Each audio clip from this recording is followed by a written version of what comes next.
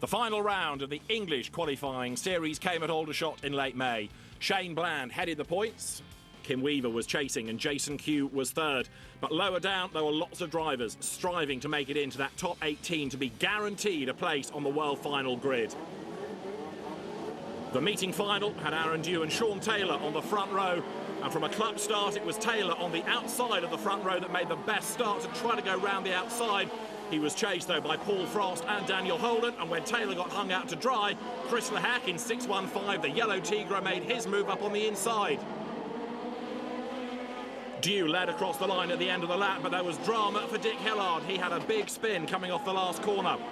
Billy Wood gained ground and put himself up the order ahead of Paul Frost as the cars battled their way over the line. Then Dew found himself in strife and had a spin coming off the last turn. Sean Taylor was working his way into the lead of the race. There were great battles raging on behind as Billy Wood made his move up the inside of Lahack, with Stockport's Jack Blood going with them. Taylor worked his way through into the lead, chased home by Danny Fisk.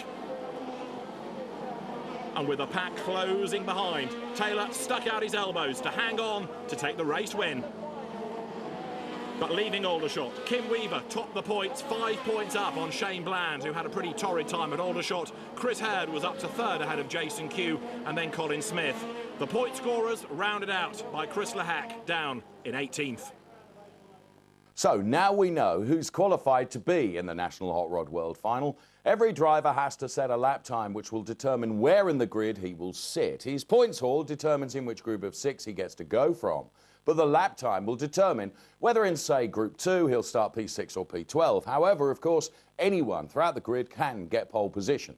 A veteran qualifier and National Hot Rod driver that's probably raced more laps around this track than anyone else on the grid will dispel the myth that oval racing is just flat out and turn right. It's Dick Hillard who shows us how to drive the perfect lap at Vauxhall. We need as much heat in the tyres what we possibly can, so we'll be coming off the 1 lap warm-up, we'll be running wide off this corner now and running out towards the fence. It's always best to run down the wall as close as you can. You get past the pit gate, then we turn in. We turn in here, you would probably run just across the white line. The tarmac, you might see it on the camera, changes colour slightly. There's a bit more grip off the turn. Again, we run out, off the turn, again towards the fence, and we go round, and again the same thing again. A quick lap, you would run wide, you would run deep. Yeah, just deeper, past the white lines, which I can see obviously here, and again, off the turn, again to the wall off there. We would have 2 laps, flying laps like this, and you've got to get the best from the car in that time. As we come in to turn 3 here, on a racing lap, we see we've got 2 arrows in front of us. This is to indicate to the drivers either to go to the left or the right. This means, a bit like going up to a roundabout on a normal sort of junction on the highway. You would go up to that junction and you would either decide, either you go inside the white line or outside of the white line. What that would mean is all the way through that turn, you have to make sure that you're inside of that line. It gives the guy on the outside enough room to be able to sort of drive past you if he can, if he's fast enough, and without any contact. It's always one of the problems we have on a short sort of quarter of a mile oval track, the contact element. It shouldn't be there, but people do rub, and rubbing's racing, as we all know. The current world champion is Chris Hurd then, who did take the win last year. Many would argue you should have had it the year before, Chris, but, well, let's not talk about that. Tell me, this is the 2nd time you've won it, back in 2014. Is it as good second time around as the first? No, I don't think it is, to be fair. The first time you never beat that. Never beat that. Obviously I had my dad there and it was just the best thing ever. So. And this year, you've been English points champion for as long as I've known you. You've always finished top of the points. You haven't this year, Chris. No, I was always Mr. Consistent, really, and the last couple of years I've had a lot of problems with bits and pieces, and more than anything, it's probably our own fault that we haven't spent the time in the car and been as dedicated as we should have been, but hopefully we'll we'll have it right for the weekend. Well, what you've got to do now, and I know you're champing at the bit with the overalls on, is to get out there and to do your hot laps. You've done what you can do in qualifying, but now it's whether you can get that pole position as well. And in just a few moments' time, we're going to find out the grid for the 2015 National Hot Rod World Final. And it all starts right here, Dave, because out on track, Kim Weaver then, the man that topped the English points charts after that last meeting at Aldershot. Of course, the process now is every man gets 3 laps as the one driver out on track. Effectively, you've got a start-up lap, a flying lap, and then a sort of bonus lap to really make sure you've done something useful on the previous 2. But a 14.97 is the target. Kim Weaver then, the man that tops the English chart. Ian Donaldson comes here as the top Scot. He's probably won more races over the last season than anybody else, although in fairness, numbers aren't that great in the Scottish National Hot Rod Series. He makes his way up towards the line. 14.9 to beat, he does a 15.07, not good enough as Glenn Bell, the 2012 world champion, is on track. Go back 2 years, it was Bell versus Chris Head, squabbling for the race lead. Bell eventually dropped back. It was a year John Christie took the win, and Glenn Bell is desperate to get himself back onto the top step of the world final podium.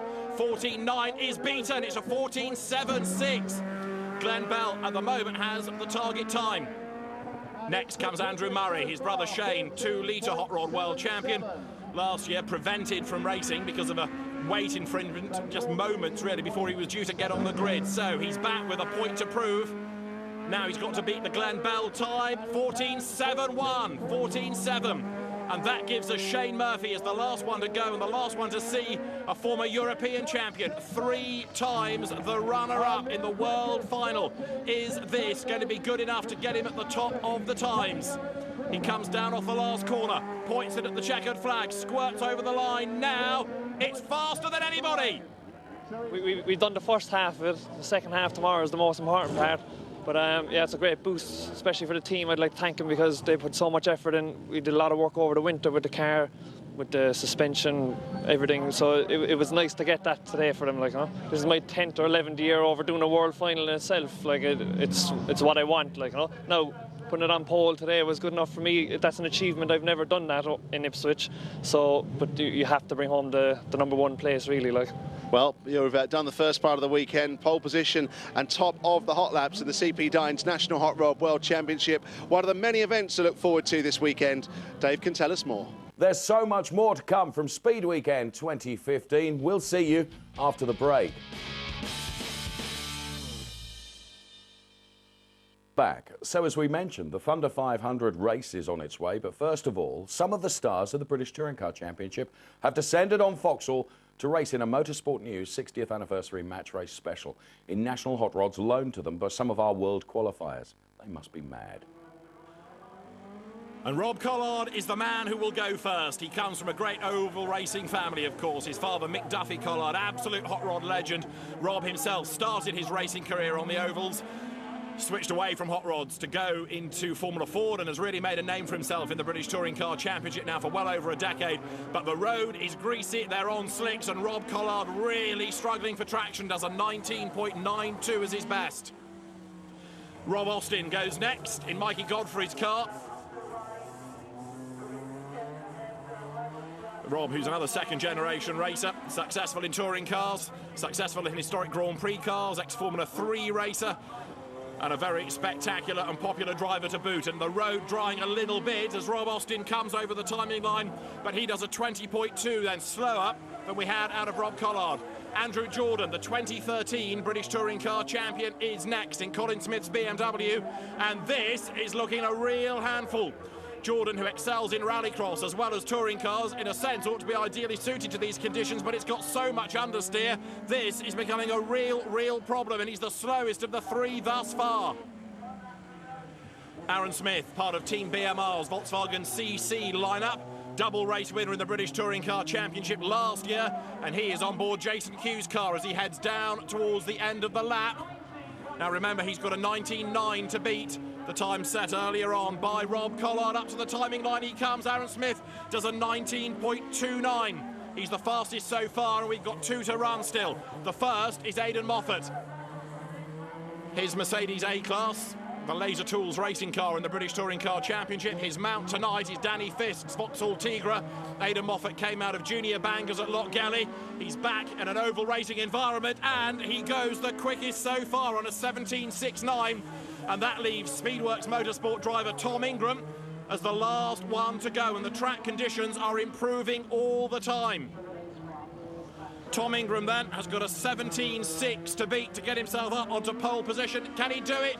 Yes, he can. Tom Ingram is the fastest. Basically, we've made the wrong tyre choice. We was in practice, we had two wets on, and we've gone for 4 slicks, and as we've driven out to the grid, the heavens have opened. So it's caught us out. I've just had to try and do qualifying on slick tyres, which is not easy. Yeah, it's a lot slippier than practice earlier. Just raining, wets on slicks, and yeah, it's a bit of a struggle, that. That's mental. To be fair, this car that Jason has built is bloody unbelievable.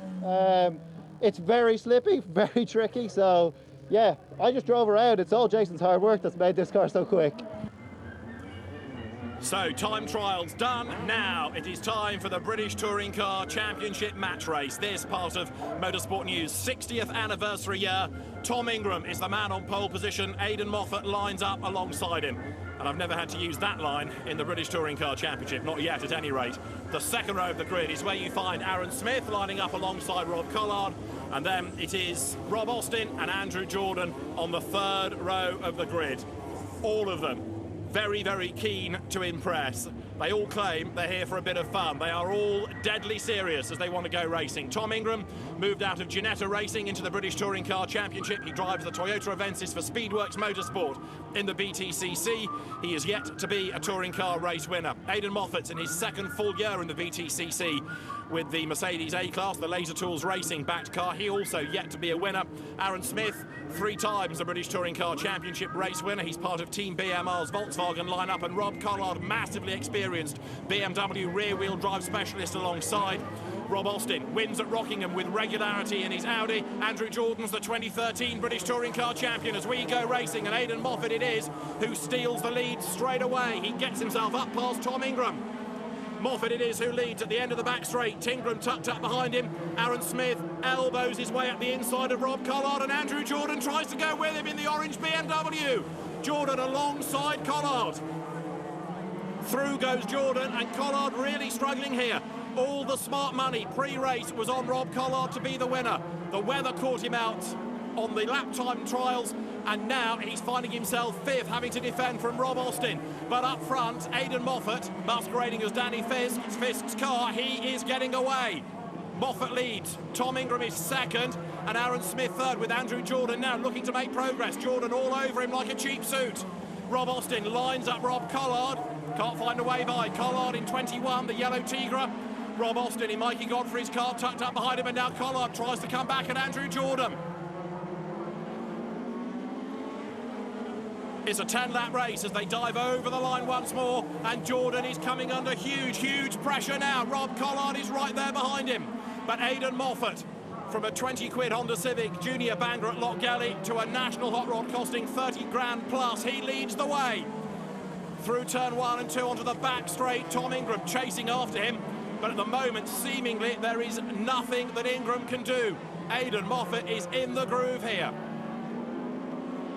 The battle for 4th is still Jordan, ahead of Collard, ahead of Austin. Andrew Jordan now's got them stacked up behind him.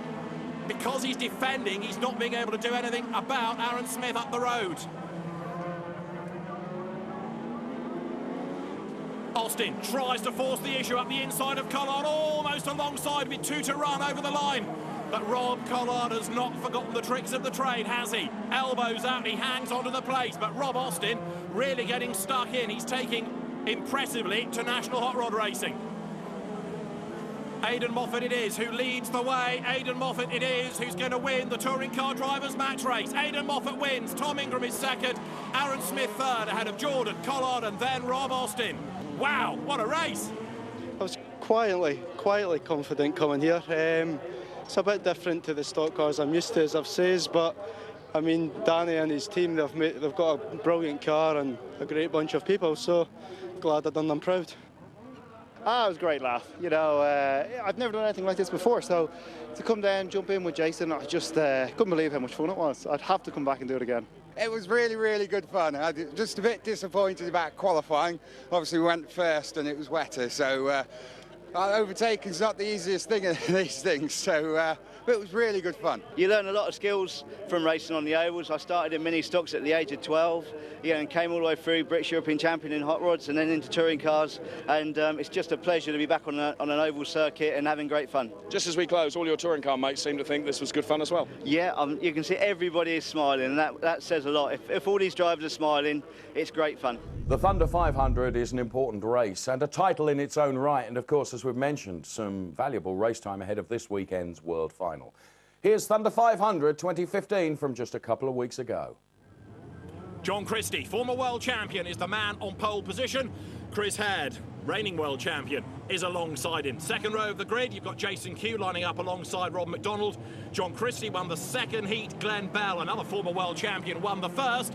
And we go racing with a great start by Chris Haird around the outside. He bags the advantage.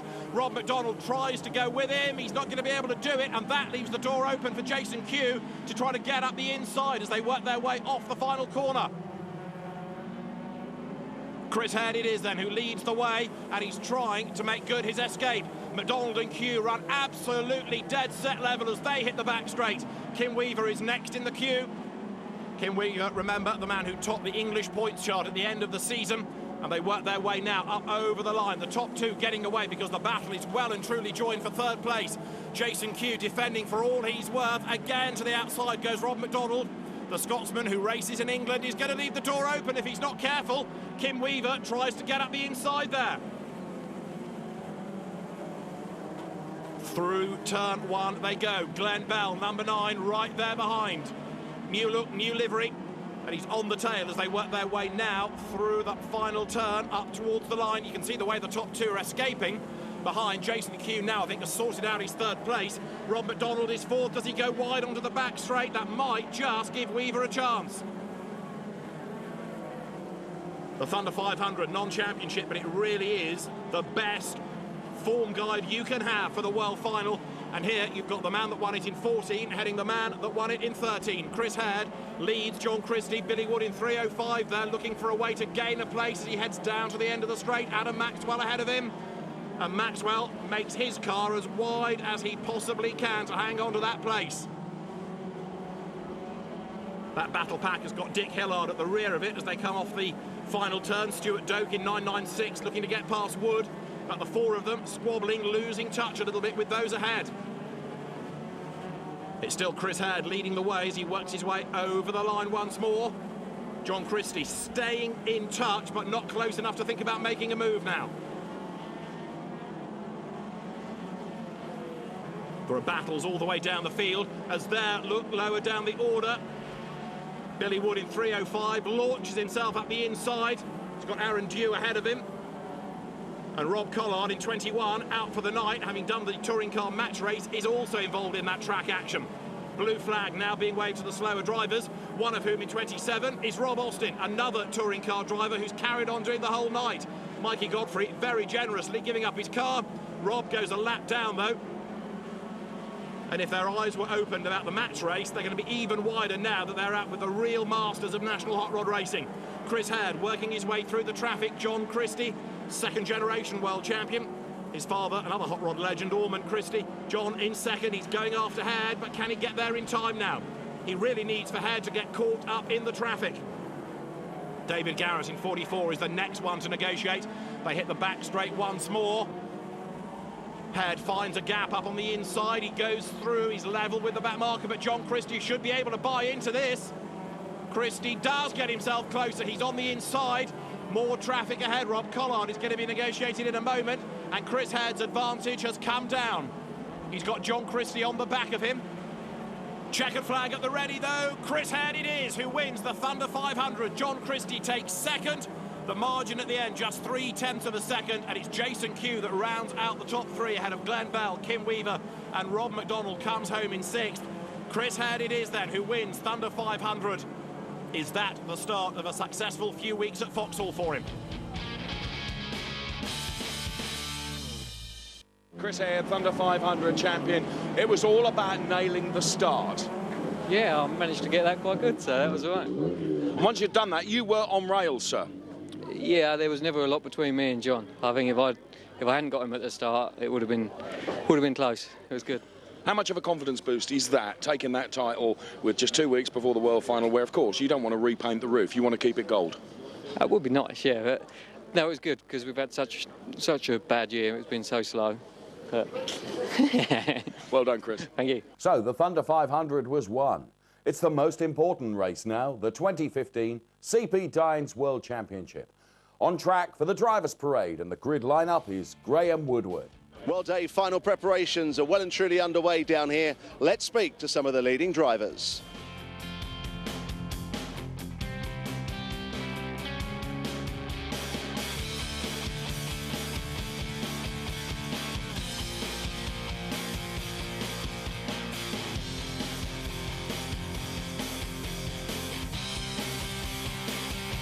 Yeah, feeling good. It's not too hot and it's not raining, so it's a good start to the whole thing. If we can get out of the rolling start in first place, see what happens after that. What's the game plan? Is it literally just get through those first few laps and then worry about the rest later? I don't have a game plan. I don't find that you can have a game plan. It's unpredictable. It's just luck. Keep my head and just see, can I stay in the lead and hopefully win it. And how determined are you to go better than those 3 seconds of recent years? Yeah, a lot. Very determined. But again, there's so many quick cars around and everything. It's just have to see how it plans out. We'll just have to go for it from the start and see. It's a long race, but yeah, it'll be good. And perhaps a little bit less pressure on you because perhaps you're not quite as well known as a couple of the other guys towards the front of the grid. Do you feel more pressure or perhaps less because of that? Definitely less. You know, we've got the 3 of the big 4s all around me, so the pressure's on them really, and I'm just out to give it a go and do the best I can. So being a world champion or a champion in any class would be absolutely unbelievable, especially when the National Hot Rod World, like, it's the biggest of the big. So no, I would definitely be partying the night. Excellent stuff. We wish him the very best of luck. Right, time to get to the action. Here's our commentator, David Addison. The 2015 National Hot Rod Championship of the World set to get underway. Shane Murphy is the man on pole position.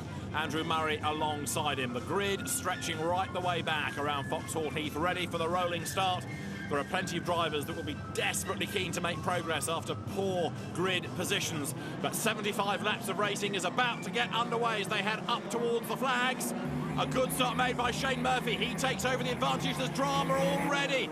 Billy Wood has gone around in 3:05. He's in the middle of the road, and that may well be an interruption already. There's the replay. Billy Wood gets turned around. And he tries to rejoin, but it's a waved yellow flag, and you can see just how close people are to making contact with him. The restart of the 2015 World Final about to get underway. Is Shane Murphy going to make another good getaway? Yes, he is. Heading down towards turn 1, and it's Chris Hare this time that gets turned around, and there's contact, and up the curb he goes. Chris Hare in all sorts of strife. Kim Weaver's involved as well. Mayhem coming onto the back straight. There's the moment of impact as Chris Hare gets spat up the curb. Rob McDonald, I think, is the other driver involved in that. Racing again, Shane Murphy leads the way and forcing his way up the inside. Glenn Bell, Danny Fisk right on the tail of Billy Wood as they work their way now down the straight. Danny Fisk struggling at the moment to make progress though. Leaders through at the end of the lap. The order already is jumbled, but up front it's Shane Murphy leading the way. Glenn Bell trying to go after him. Danny Fisk in the mid-pack also looking to try to make some progress. On board with Fisk, is he going to be able to make a move to the outside of Billy Wood? Comes down towards the last corner, round the right, heading onto the straight, into the fence he goes, clatters into the Armco. Billy Wood is all sideways, he's hanging onto a big lose, but Wood is in big strife as well. Fisk's race is just about done, and Billy Wood gets involved again. Look on the back straight, Fisk comes to a halt. That is going to be another suspension. I fear there's a car stranded, and this is what all kicked it off. 2 into 1 will not go. So we're about to go racing again. Shane Murphy leads the way. Glenn Bell is second. Andrew Murray is third. Green flags fly, we're back and racing, and Glenn Bell straight away pulls to the inside to try to find a way through, but the door is closed and locked and bolted by Shane Murphy.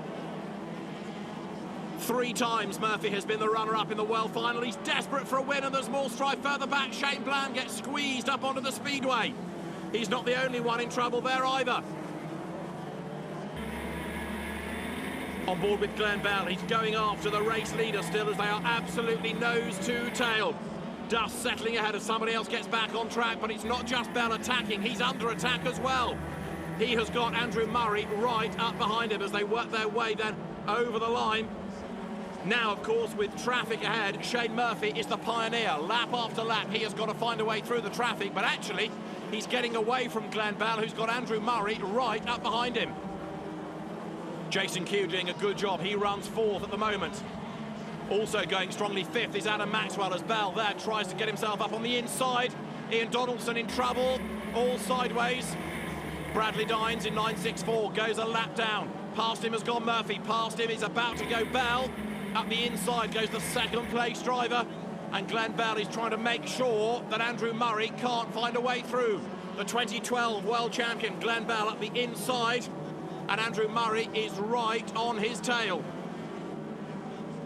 Another good battle is raging on behind, and on board now with Kim Weaver. Remember, he was delayed early on, but he's on the tail of Adam Maxwell now as he tries to fight back.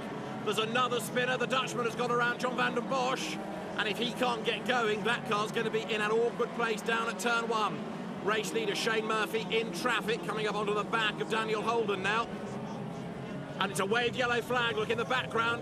Van den Bosch's car is stranded up on the curb. It is a waved yellow flag once again. So the race is neutralised. Fire extinguisher needed as well, in fact, as out of his car gets John van den Bosch.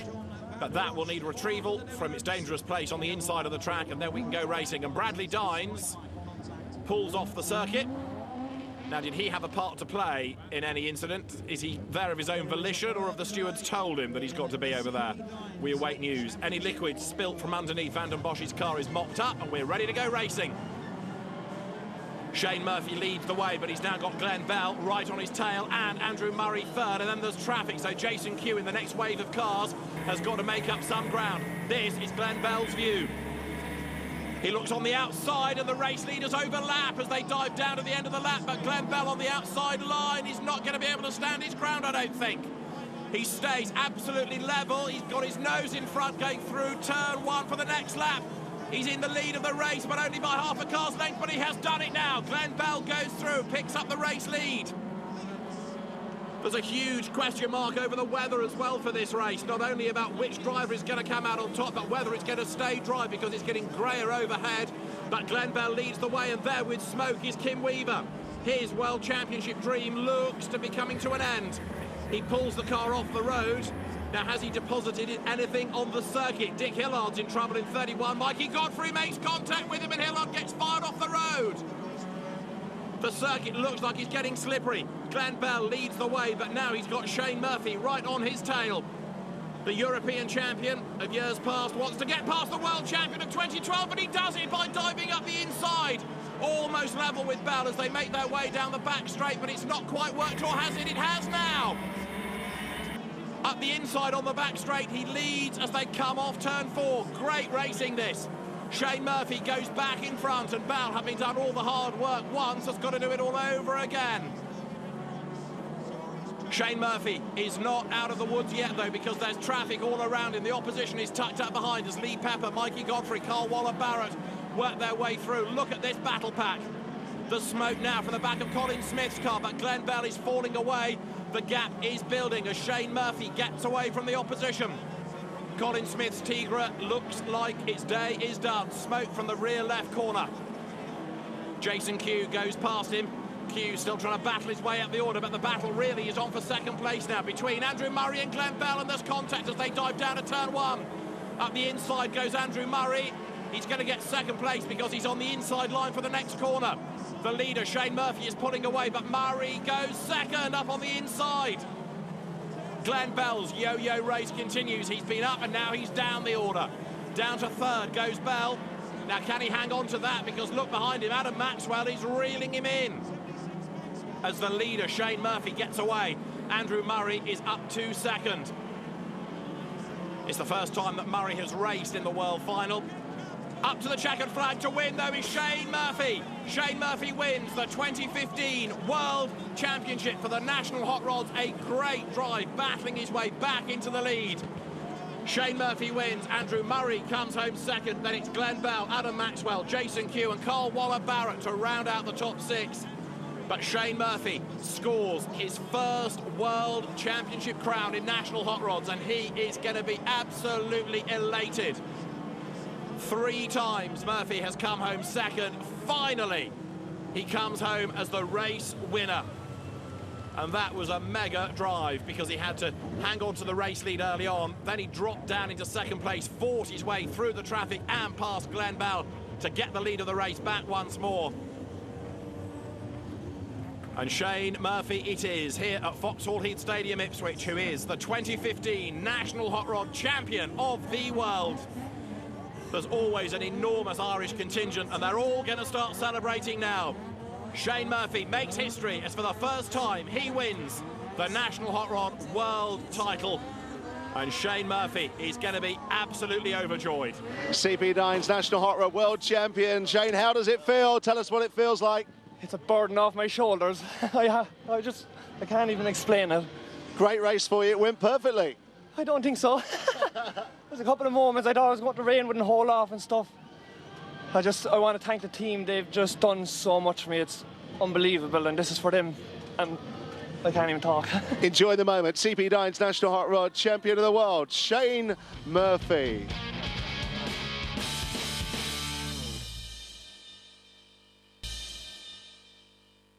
Welcome back to the 2015 CP Dines National Hot Rod World Championship and Speed Weekend with Speedworth Motorsports. The new world champion talks to Graham Woodward now, reflecting on his win, Shane Murphy. Well, congratulations, Shane. World champion. How does it feel? Absolutely unbelievable. We're 10 years or 11 years or something trying to do this. As you know, I came second so many times. And just to win it, it hasn't sunk in properly yet anyway, to be quite honest. Tell us a bit about the race, because you seemed to go quite hard early on, then the stoppage and Glenn went past you. Were you always happy you had matters in hand?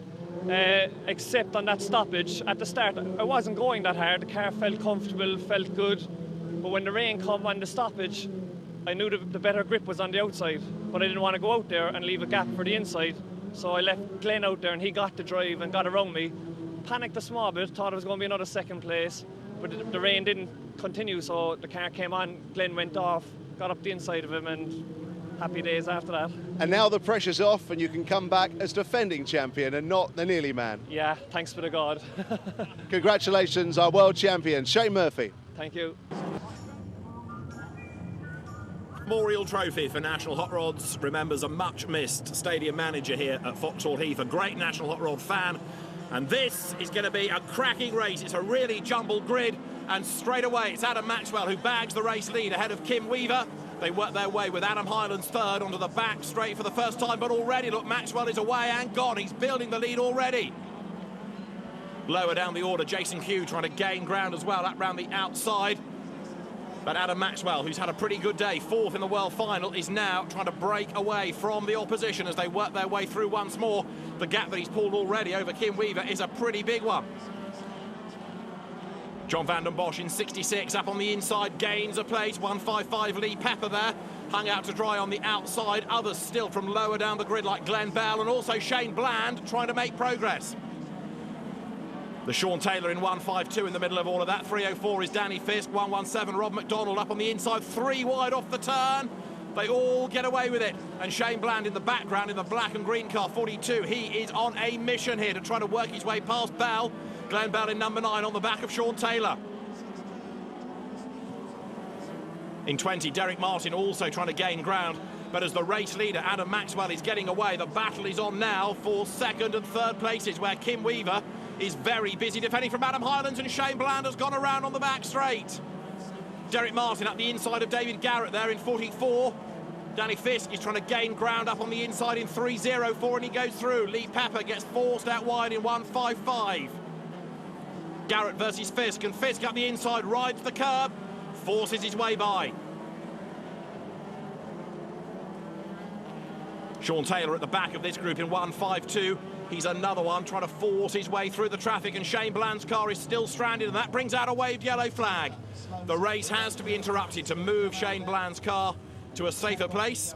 Shane's dad, Gordon, former world hot rod champion going back to the late 1970s, but Shane Bland's car needs moving to a much safer place so it won't get glanced by anybody else.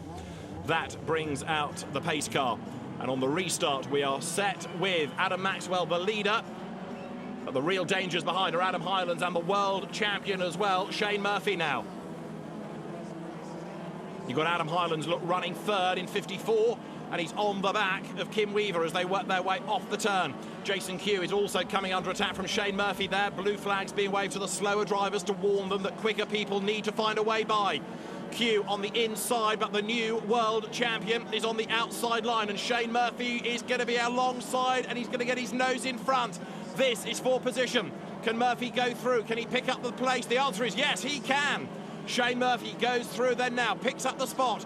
That puts him fourth. Adam Maxwell is leading the way, and he's getting away up front. Now what's going to happen for second and third places as you look lower down there? Another good little scrap raging on. Kim Weaver has got Hylands tucked up behind him. Down the home straight they go once more. And in traffic, you've got Chris Head also trying to work his way through the pack. Now you see how the top drivers, if they get a low grid position, really have to work hard. From the front, though, Adam Maxwell is away and gone. He's left everybody else trailing in his wake. Up towards the checkered flags, Adam Maxwell wins the Nick Thomas Memorial Trophy. Adam Hylands second, and Shane Murphy comes through for third as Les Compelli goes off the road right at the very end of the race. Yeah, it was absolutely unbelievable. It's sort of my first, I wouldn't call it major, but first sort of title win in the Nationals. I've been there or thereabouts for a while, so real good weekend, you know, placed in the World Final, 4th from 10th. Couldn't ask really for much more. The car is absolutely fantastic.